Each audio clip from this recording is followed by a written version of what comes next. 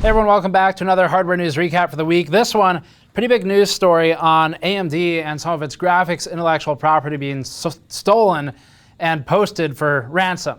AMD's basically being blackmailed here for some of its graphics IP. We'll be talking about that. Folding at home, crossing the ExaFLOP threshold, and some notes on what ExaFLOP really means in this instance, since it's a bit different from what the normal supercomputers are doing.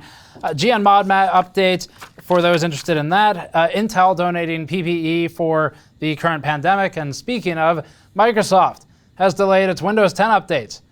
So that's what it's taken to get Microsoft to stop making you update your computer when you just want to turn it off. Before that, this video is brought to you by EVGA's RTX 2080 Ti XE Ultra. The 2080 Ti XE Ultra is what we use in our CPU reviews to avoid GPU bottlenecks. The XE Ultra uses hydraulic dynamic bearing fans for reduced noise, features RTX support for DXR titles, and uses a massive 2.75 slot cooler. The cooler design allows the fans to spin slower and quieter while sinking heat, further leveraging a mix of L-shaped and traditional fins to maximize airflow or contact. Learn more at the link in the description below. So the first news item, our ModMat delay due to mask production, actually alongside this too, our Raglan hoodies have been restocked. So if you're interested in those two-tone hoodies, we've put them back in stock. This is the last round we're going to be able to buy. I bought a lot of them this time because the companies that we source the supply from for the hoodie is discontinuing that particular product, but we have enough for a while. Anyway, the ModMats. So a quick update on that. We had our next round of large ModMats, including the current back orders, if you have a back order now, scheduled to come in around April, like early April. And unfortunately, there's an upside and a downside to our quality requirements for the ModMats. The upside is that we use a factory that makes stuff for clean rooms. So that would be things like silicon fabrication plants or any other type of assembly or fabrication area, painting area, where they need really extreme control of ESD. So it's the highest quality materials and processes that one could find for manufacturing mats like our anti-static mats, and they're properly anti-static conductive. The downside is that this factory is in such high demand right now from the current outbreak that it is switching over basically all of its production to masks, personal protective equipment for people on the front lines who need it. And so that's obviously a much higher priority thing for them. And we got delayed. So if you have an existing order for the ModMats, like a back order, it is going to be delayed 1 to 2 months as of right now as a result of the switchover and what the factory is making. Obviously, this isn't something that we could have predicted. If you have any questions about your order, you can email support@gamersnexus.net and our support guy will help you out with that. So existing back orders and future orders will ship. It's just they're going to be delayed at least 1 to 2 months as a result of this changeover in what they're manufacturing. And we'll do our best to get it done sooner, but we can't overpower this one, obviously. So thanks for your patience on that. Next one, stolen AMD graphics IP being held at ransom earlier this week. News broke via Torrent Freak that a hacker had gained possession of some of AMD's graphics intellectual property for its specifically Navi 10, Navi 21, so that'd be 2X as we called it previously, meaning 20, 21, and Arden for Xbox Series X. AMD confirmed this theft to be a press release. It was an exceptionally short press release, only a few lines long, and noted that it's a real thing that happened. It's not just hearsay or trolling, although I guess in a different sense it is. So this is a real issue for them. Navi 10 encompasses AMD's first generation RDNA architecture and includes GPUs such as the Radeon Pro W5700, the entire RX 5000 series family. Navi 21 is to be AMD's big Navi GPU that's coming out in theory this year sometime, and is among the first sporting RDNA 2 under the hood. Arden is the code name for the SoC or APU, if you prefer, that's on the Xbox Series X and is much more interesting here. So the hacker seems to have gained access to a computer that is part of AMD's network, remotely gained access according to a statement to Tom's Hardware, and the hacker took possession, allegedly, of unencrypted files pertaining to AMD graphics intellectual property. Initially, the hacker dumped these files into repos across GitHub, but at least 2 DMC notices from AMD have shut down those specific repos. However, per Tom's Hardware, there's at least 1 new repo as of this writing where the files have been forked. The hacker claims to have more intellectual property that is unreleased at this time. The hacker also seems to have estimated the IP at $100 million.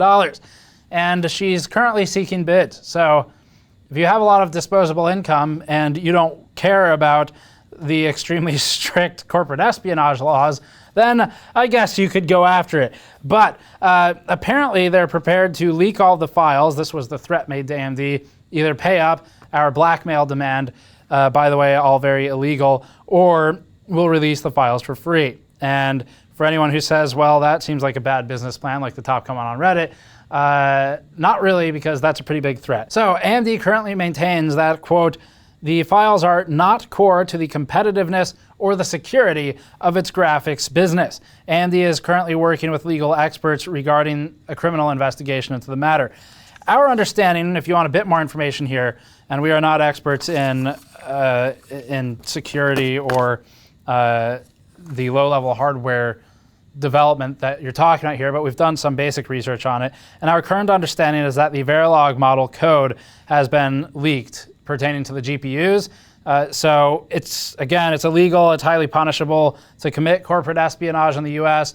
So Intel and NVIDIA will stay very far away from this. They have no interest in it. And NVIDIA doesn't want to make its GPUs buggier anyway, so why would it care? But this might be interesting for something like a state-owned silicon manufacturer or fabrication plant where currently there's state-owned CPU manufacturers in China. We'd be curious to see if there might be an interesting go-in for GPUs. We're uncertain as of now if this type of leak would guide people towards any type of exploit in the hardware. We don't know if it provides enough information for that type of thing. AMD, again, in its press release, although it does have a reason to save face too, but certainly knows more than we do. AMD claims that it is not a security issue. So either way, the Verilog code that was leaked per Wikipedia, Verilog is, quote, a hardware description language used to model electronic systems. And Wikipedia describes Verilog code as useful for breaking down circuits down to the register level and making this potentially a critical piece of information to lose control over. It's not just some kind of like driver or something like that.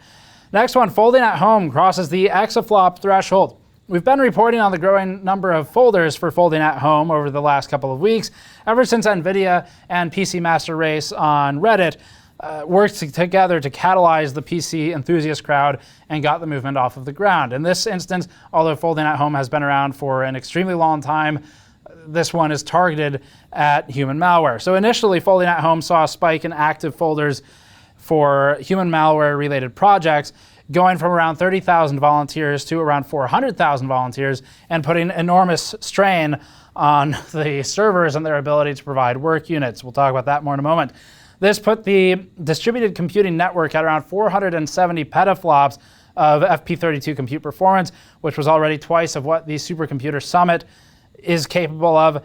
One note here, as we said before, flops, kind of a weird thing to use to compare computing. It's not always fair, and it's not always comparing the same things. Supercomputers often do things like FP64, and that's like double precision or similar. Whereas this, it's not really one-to-one, but it's still fun to put some numbers to it. So now that folding at home has crossed the almighty ExaFLOP barrier, you might be wondering, what does that mean in terms of numbers? Well, that puts it topping out at around 1.5 quintillion floating point operations per second. So that's, I think, is that 18? I think that's 18 zeros. 2, 3, 4, 5, 6, 7, 8, 9. Yes, 18 zeros after the 1 with a 5 at the front. So cumulatively speaking, folding at home has leveraged 4.63 million CPU cores and 430,000 GPUs across its network to research the protein dynamics surrounding the virus.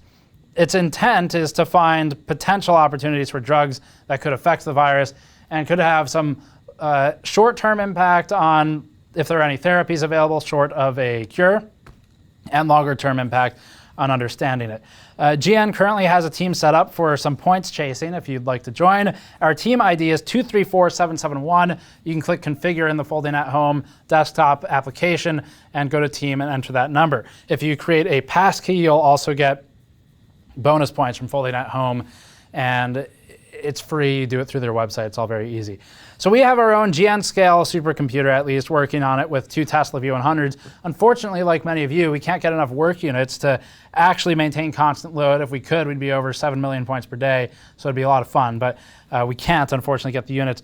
So we've emailed Folding at Home about this. The team says that it's working to get more work units available for folders, so keep at it. And Folding at Home's Anton Tynell told us that, quote, the surge for more work units has increased about 20 times in less than 10 days, but we are working on it, end quote. That's an obscene number, 20 times increase on the server load. So we hope to do some streams or uploads soon with Folding at Home. It'd be a fun RIP series, like RIP LTT or RIP whoever's in there, Paul, RIP PCMR maybe. But if we can't get consistent enough work units to reliably run a stream, because otherwise it'd be restarting the folding constantly, we may end up doing an upload instead so that we don't have to spend the whole stream just restarting the application.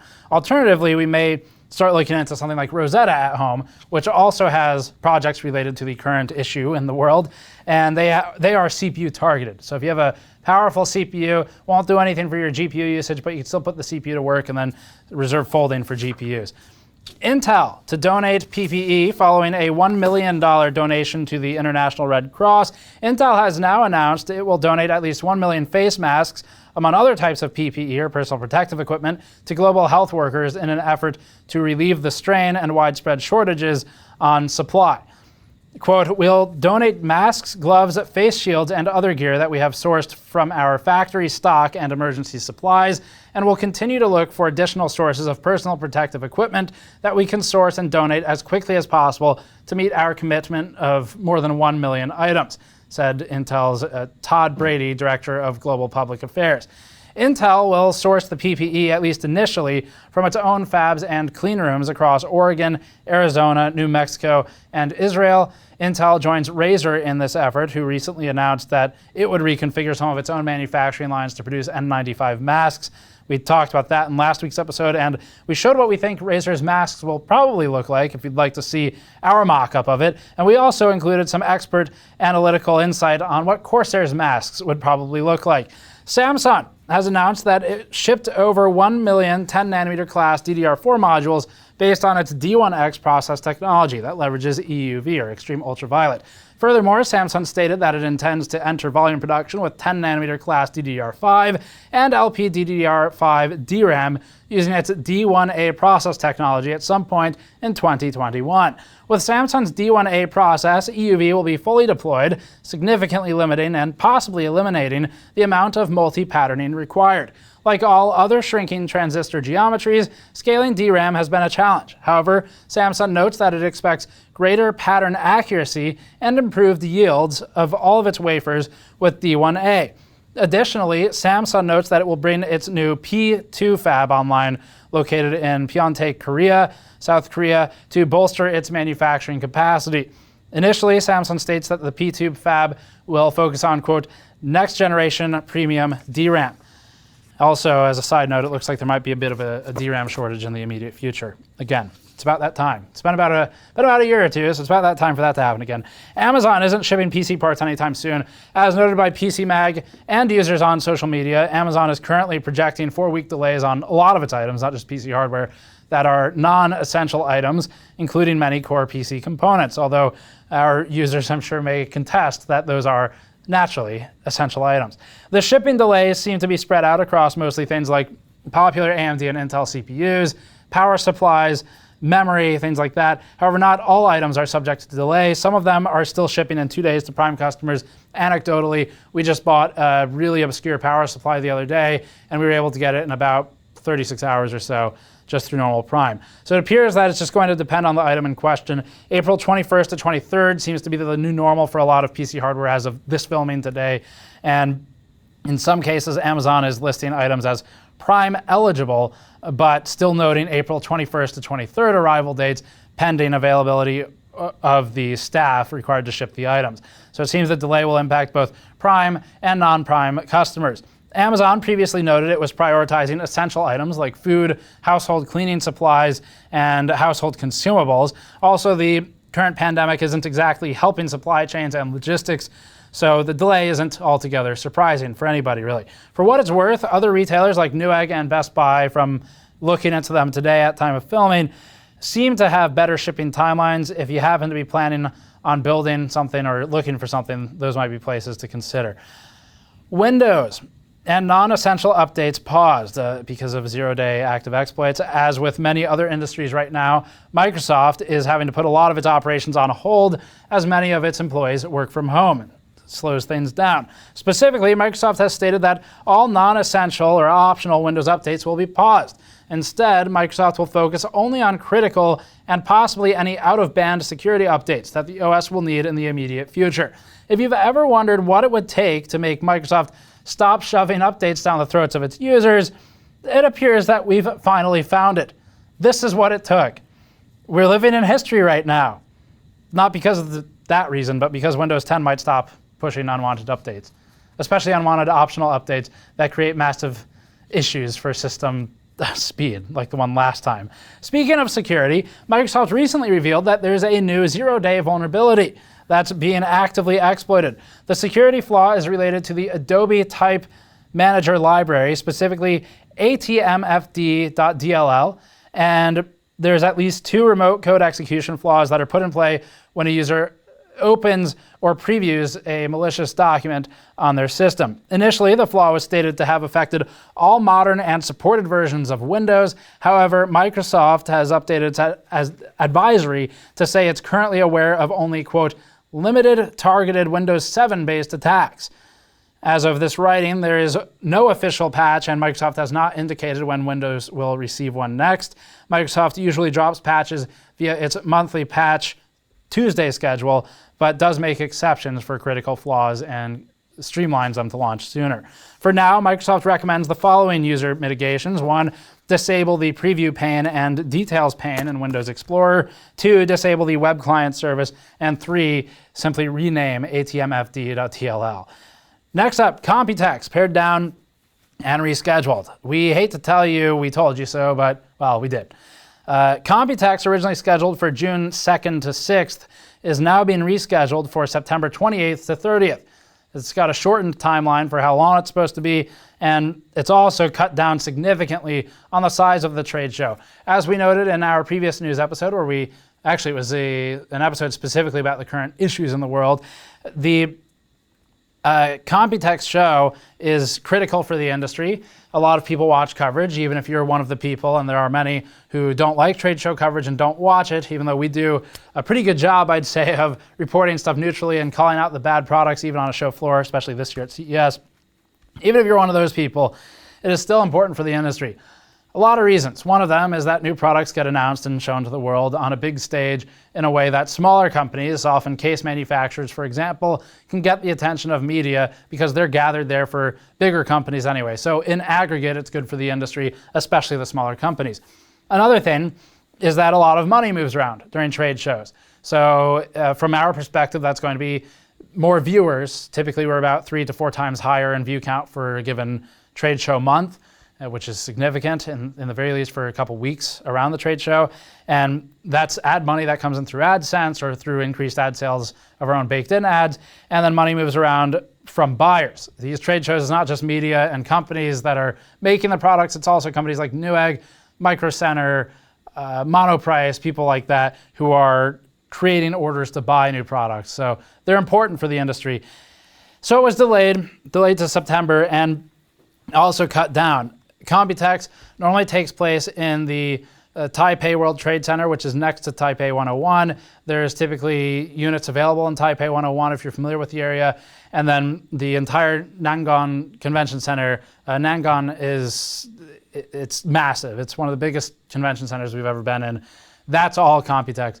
This time it's cut down to basically one hall for Computex. So Titra has shrunken the show significantly. They say that, quote, the show will focus on 5G and communication, smart solutions and gaming, and Innovex, which are startups under its classification. So this news comes as pretty much every technology or technology adjacent show like E3 has been canceled or postponed in wake of the current pandemic. Most of these shows were outright called off and have no intention of rescheduling. Some companies like Microsoft have since opted to host their own streams and make announcements that they would have reserved for E3 previously.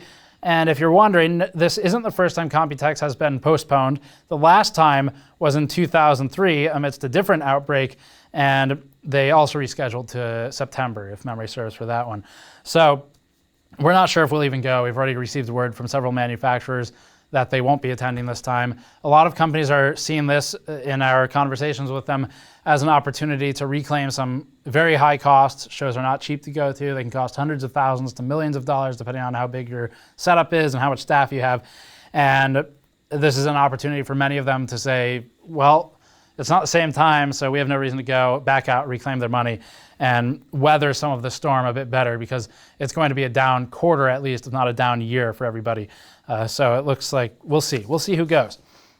Next up, Errata for last episode. So Sony PS5, we've got a correction from last week, and a quick one at that. One of the news sources for the PlayStation 5 specs listed that the PS5 would not have SMT. This is one that we based our initial story writing on immediately after the launch of those specs on the websites we used. And it wasn't until later that Sony released its own formal specs listing. So we ended up erroneously reporting that the PS5 would not have SMT, but it in fact will have SMT. I wanted to correct that. We posted within maybe an hour of the last episode going live. We had an update in the comments and the description and on Twitter, but I wanted to do one here as well. So it does have SMT, and our fault on that. The system will run, just to update everyone, 8 cores, 16 threads. It will have a variable frequency up to 3.5 gigahertz listed as the current maximum frequency. The GPU information we published was accurate. That's at 2.23 gigahertz for its frequency, also variable per boosting algorithms and whatever customizations might be going on for the PS5. And the Xbox Series X, we got those numbers right, but just to repeat them, 8 cores and 16 threads on that one. And for the frequencies on that, it's 3.6 to 3.8, depending on the utilization of the cores. Similar in some ways to how desktops work, but obviously customized. That's it for this one. Thanks for watching. Subscribe for more, or go to store.gamersnexus.net to help us out directly, or you can go to patreon.com/gamersnexus. We'll see you all next time.